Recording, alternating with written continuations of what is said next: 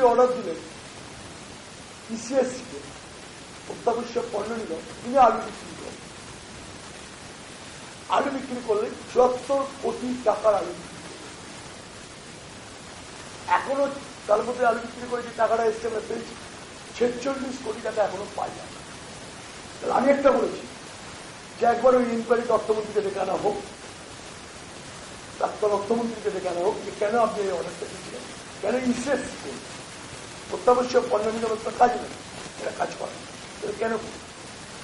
সেই আলু কেলেঙ্কারি ৪৬ কোটি টাকা দুটি ব্যাংকের কাছে দিয়েছে, একটু state cooperative bank, Axis bank. তারা প্রতিদিন বড় চাইতে চাইতে এখন ৪৬ কোটি টাকা প্রায় ৫৬ কোটি টাকাতে দেয়নি চাইছে তারা। আরেকটা হচ্ছে লোহা। চায়নায় অলিম্পিক হবে, তার লোহা যায় ভারতে স্টেডিয়াম তৈরি করে ঠিক করা হয়েছিল ৪০টা ভেসেল, ৬টা ভেসেল আসেনি, এই ৬টা ভেসেল পয়সা নিয়ে তারা আসেনি। ৩৪টা ভেসেল যাত্রা শুরু করে। ৩৪টা ভেসেল নাকি ওদের কোথায় পৌঁছায়, সেখানে নাকি বলা হয় যে গুণগত মান আয়রন নেই।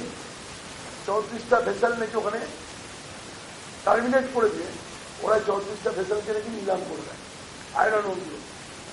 আমাদের কাছে তথ্য খবর এসছে দুটি ভেসেলসের পয়সা এসেন্সিয়াল সার্ভিস কর্পোরেশন পেয়েছে, দুটি ভেসেলসের পয়সা পেয়েছি আমরা, আর ৩২টা ভেসেলসের পয়সা পাওয়া যায়।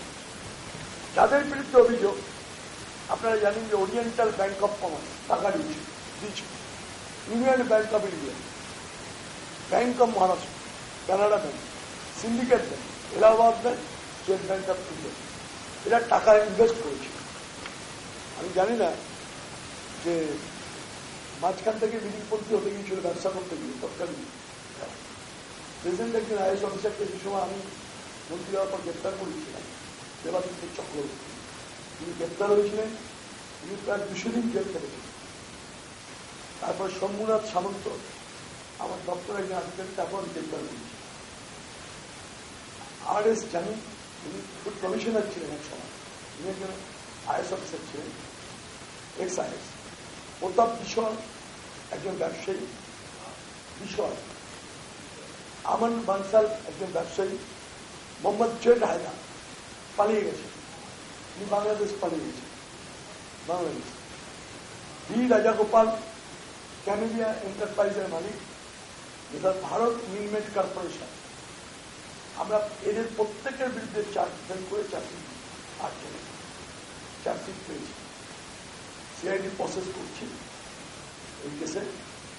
এই জায়গায় দাঁড়িয়ে একটি কর্পোরেশন তার সামর্থ্যের মধ্যে তার কাছে যদি ৩০০ কোটি টাকা থাকে, কর্পোরেশনের স্টাফ প্রায় ৫০০ থেকে ৭০০ স্টাফ, সুতরাং কর্পোরেশনটাকে একদম রুকুন্ন বসায় আগেকার সরকার ফেলে দিয়ে গেছে।